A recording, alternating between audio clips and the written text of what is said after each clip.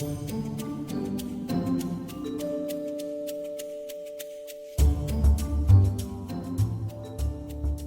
back to the Food on Demand podcast, where we dish up insights on the future of food relating to off-premises operations and the overall digital dining experience.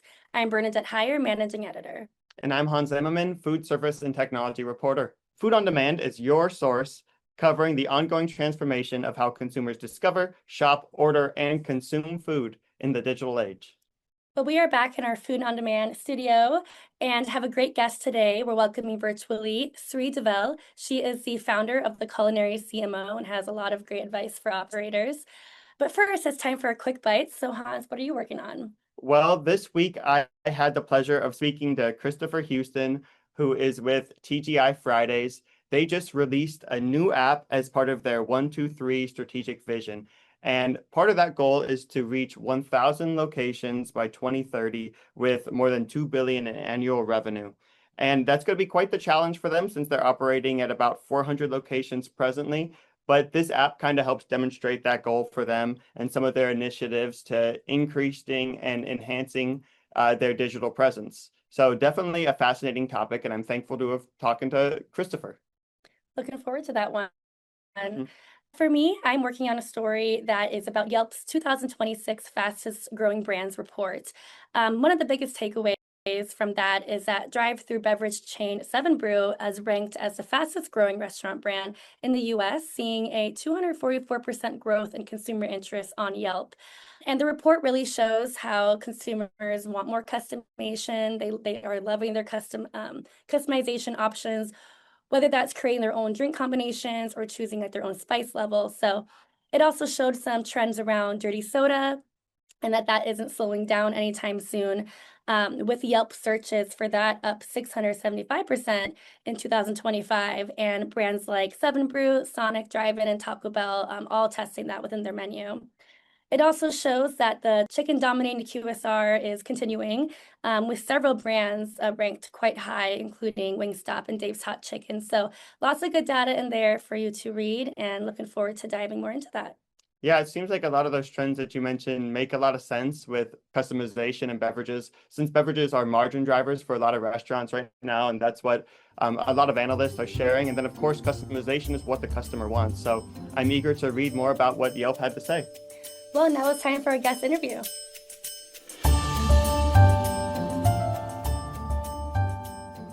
All right, now it is time for our guest interview with Sri Divel. She is the founder of the Culinary CMO. And as a classically trained chef turned restaurant marketing expert, she brings more than 2 decades of experience from around the food and beverage space. She has worked with brands like Pokeworks and Nectar Juice Bar, among others. So thank you so much for joining us today. Of course, absolutely. Thanks for having me. Well, I'd love to start just by getting to know a little bit about you and your background. So could you tell us a little bit about what led you to founding the Culinary CMO? Yeah, absolutely. So I have been in restaurants since I was about 14. I just absolutely fell in love with them when I started as like a hostess. And so I just kind of always felt I loved the energy. I loved everything about it. So when there were more positions that became available, I always wanted to do the gradual progression and be a server and a bartender and a manager and a GM and then director of catering. And then it went to, national sales and marketing. And I became partner in a restaurant group. So before all of that, I knew that restaurants were absolutely what I wanted to do. So I went to culinary school. Loved that. I thought that was just the most exciting time ever. So I really wanted to learn like backwards and forwards and everything in between the restaurant. I've always had great respect for restaurants and the hours and the time and just how incredibly special they were. So I just really wanted to be a part of it. So I never got out. So that was a couple years ago, but it's been a long run. And I'm obsessed with restaurants even more now than I was then. So. And I'd love to hear about how your background as a classically trained chef and I guess your experience around the industry has influenced your approach to restaurant marketing. Yeah, so it was really, I always oversaw marketing in every role that I really did. And so it was either branding or tone and messaging or storytelling. I always had just like deep passion for like the restaurant kind of ecosphere. And so it was when I went to culinary school, I really wanted to understand how to cook. I wanted to understand like the love language that the chefs were doing and the recipe creating and that type of stuff. So I was really fortunate to learn that back of house. I did my internship and they put me behind the grill. And I said, you know what? I might not be cut out for a chef, but I'm glad I did it. And I think it also really just allows me to tell the story of the food. So I just, when the chef starts creating, I mean, it truly is art and it's magic. And so what it can bring to people, I think that that translates in all of the marketing that we do. I'm really, really particular about videography and photography within the restaurants, just because I feel like it's such a unique talent that photographers and videographers have, and making sure that the food shows as the chef intended. So I think that that's really one thing that has always helped me, just because I understand the food. So I understand if the cheese is supposed to be melted or it's supposed to be crumbled or it's supposed to be sliced. So these all these different nuances that people in the food industry know. And so that's how it translates into marketing. I'm just able to kind of take it and run, but really truly understanding where the food was coming and what kind of the chef or the culinary artist was kind of its intent. That's what I get to take and basically scream it from the rooftops. And so I think that's exactly what marketing does. So I think just understanding everything is a real advantage. Yeah, I mean, food tells a story, absolutely. And I think it's really, fascinating. You've worked at every bucket from hostess to being, behind the grill. And so when we kind of think about, and I want to get more into the marketing side and the importance of photography, but in general, being in the industry for so long and in all the different sides, what are some of the maybe biggest challenges you're seeing restaurant operators face today? Maybe that's, the onset of needing to show up online best, but maybe something else you're seeing. I think definitely one of the biggest challenges that operators are facing is that they want to be operators and they're so used to wearing 15 different hats, but marketing is just one of those that is tricky. And because of social media and AI and everything that has come from it, it's really, you have to stay on top of it. And there's so many different buckets. And so whether it's Pinterest for your recipes or your photography, or it's social media, of course, daily postings, then stories, then that has to tie into website in updates and events. So I think that marketing is a challenge just because it's so loud right now. There's just an influx and like the customer consumption of marketing is almost endless. It's just the way that people scroll, the different types of media. So I think that operators and chefs, they want to be operators and chefs. They want to create that experience within their four walls. And so it's, they have a bartender who posts for like a week and yeah, did great. And then like the next week that bartender's gone or she doesn't care about it anymore or something. And it's not a negative thing, but it's just endless, and it does take like a huge amount of really upkeep in order to really market your establishment really well. And of course, at Food on Demand here, we're real focused on delivery and the off-premises channels. So Yeah. what suggestions do you usually give operators when speaking to them about kind of optimizing their online presence, specifically about delivery and off-premises? Yeah, so off-site is huge for us, right? So any of the third-party logistics, from the all the way from catering, all the way to DoorDash or Grubhub or any other of those. So kind of what I always like to tell operators is basically the band's there, they're just playing an encore. So it's basically the staff and everything like that. So really embrace it, really pay attention to it. Make sure that your photos are fabulous. Make sure that all of your content is correct. Make sure your pricing is up to date. It is one of those media outlets that really does need to be managed. And so if you can do it correctly, it results in pretty fantastic sales. So we're big fans of third parties and just delivery and to-goes. Right. And like you said, making sure your menus are updated, photography is good. That's so important for delivery. Yeah. And, making a digital guest a reoccurring guest. And Mhm. so kind of speaking about customer loyalty, we already touched on how important your online presence is, but, what are some other ways that guests can build some good customer loyalty that you may have seen? Yeah. So, being in a restaurant and being in the environment, it's always the service and how you make them feel is going to be the number one. So that's your loyalty club. So that's your service, that's your experience, that's the food, whether it's to go or whether it's in-house, you definitely want it to hit all of those marks that you're trying to get to those guests. So how do you make them feel when they're enjoying your food? Are your to-go bags labeled? Are they labeled correctly? Are you able to do a QR code so they can find out more about you? There's all these different things that really play into it. And so I just think loyalty amongst the guests, you can have loyalty programs, you can do, restaurants are a little tricky with discounting just because our margins are so thin, but it really is like, how can we win that guest back? And it's how we like the presentation of the food, whether it's to go, whether it's on a plate, it's making sure that all of those components are correct. If you know that a dish doesn't travel well, or you have like a highly delicate dish, is there a way to make it for to go? So is there a way that we can make it to where that guest experience is still the same? Or, have the tough question, do we offer it to go if it's going to show up to the guest and it's not, absolutely 100% as the chef or owner intended? That's always kind of the tough conversations that we have to have too. But for guest loyalty, it really is an impeccable product, how you made them feel with service.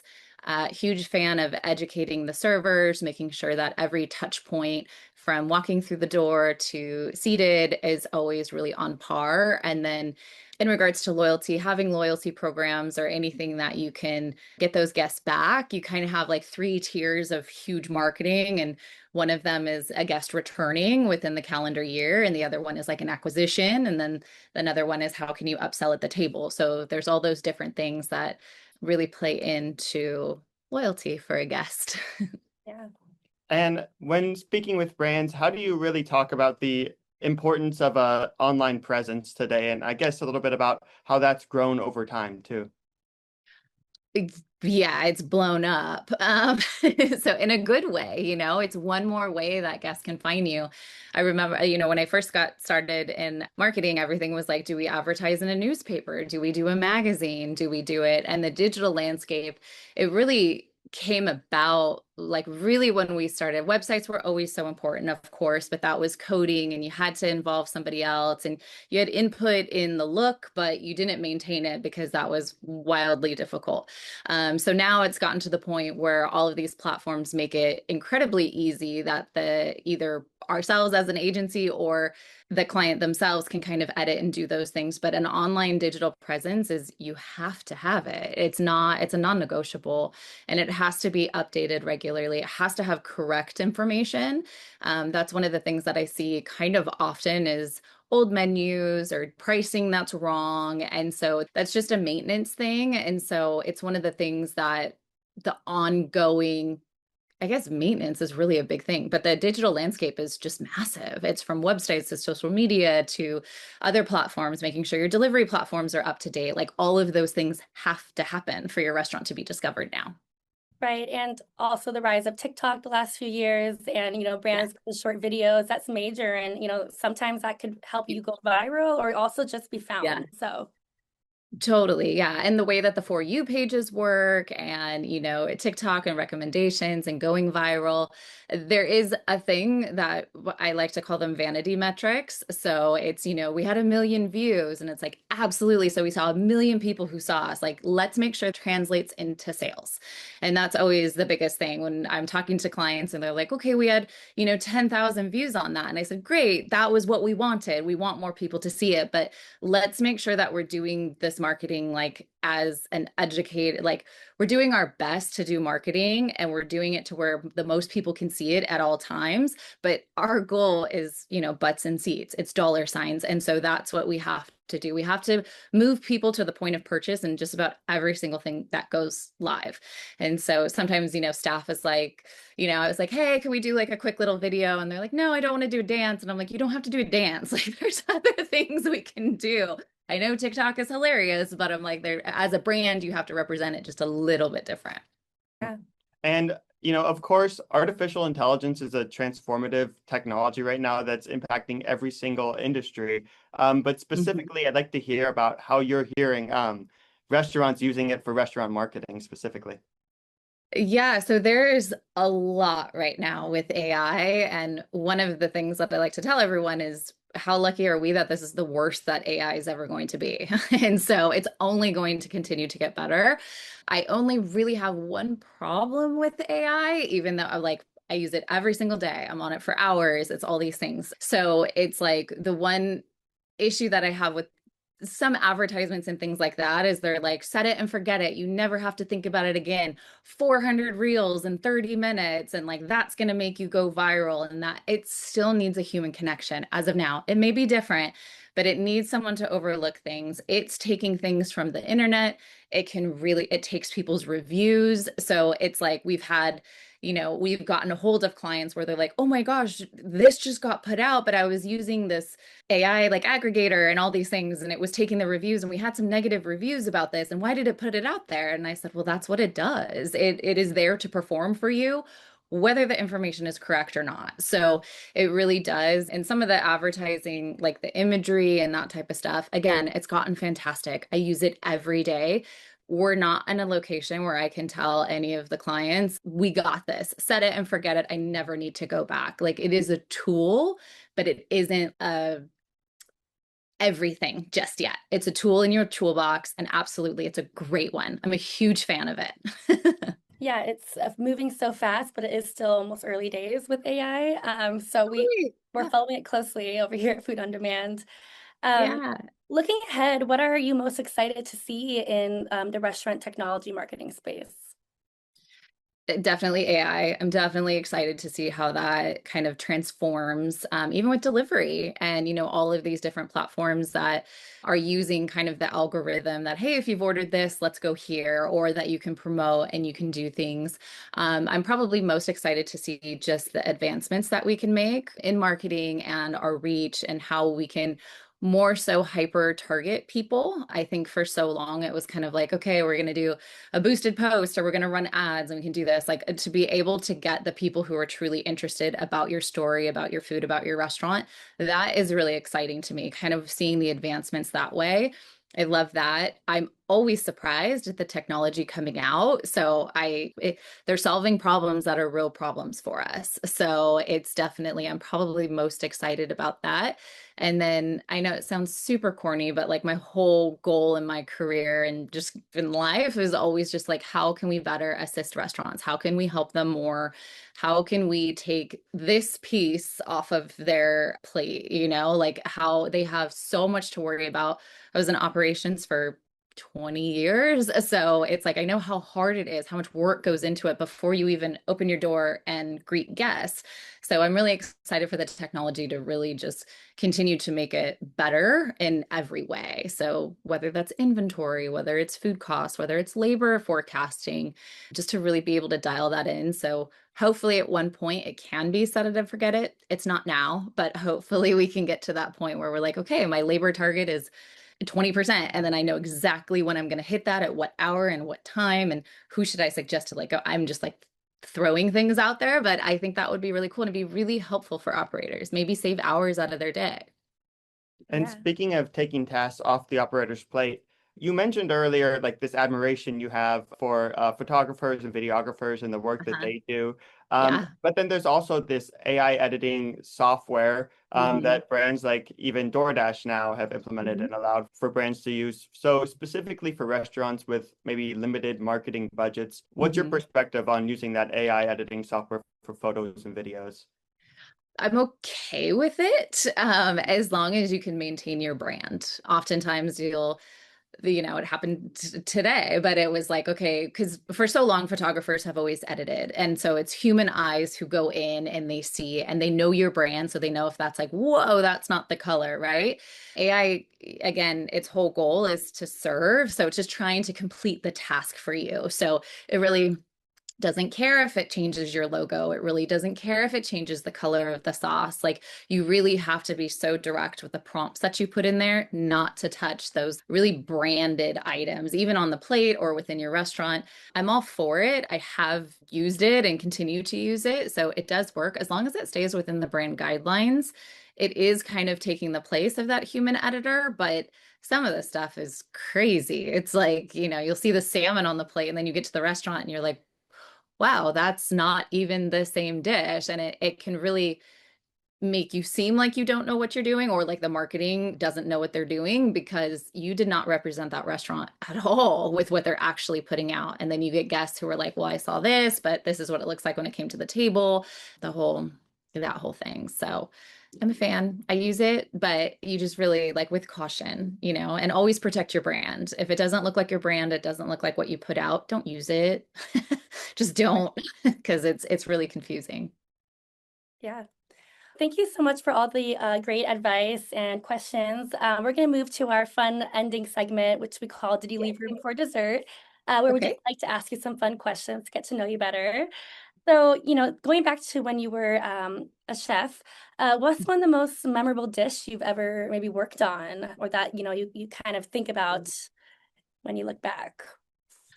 Oh, that is a tough one, but I always thought I'm a huge steak fan. So I always thought one of my favorite dishes, and it's probably so simple, people are just going to die laughing, but it's like a steak with goat cheese and herbs, but prepared really well. Like there's something to be said for a great piece of meat that's cooked correctly, that's tender, and then it's just finished with like a little bit extra. So, a great asparagus to pair with the meat. Learning how to cook lamb was great.